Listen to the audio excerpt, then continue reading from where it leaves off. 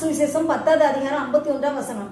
இயேசு அவனை நோக்கி, நான் உனக்கு என்ன செய்ய வேண்டும் என்று இருக்கிறாய் என்றார்.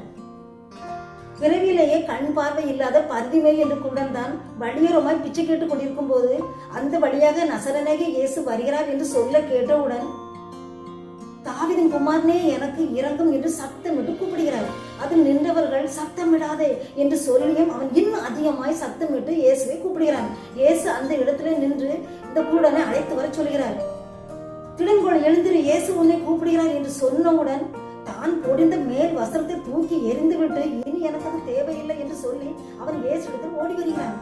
இயேசு அவனை நோக்கி, நான் உனக்கு என்ன செய்ய வேண்டும் என்று கேட்கிறார். இவன் கூட நின்று இயேசுக்கு தெரிந்தும் அவர் கேட்கிறார்.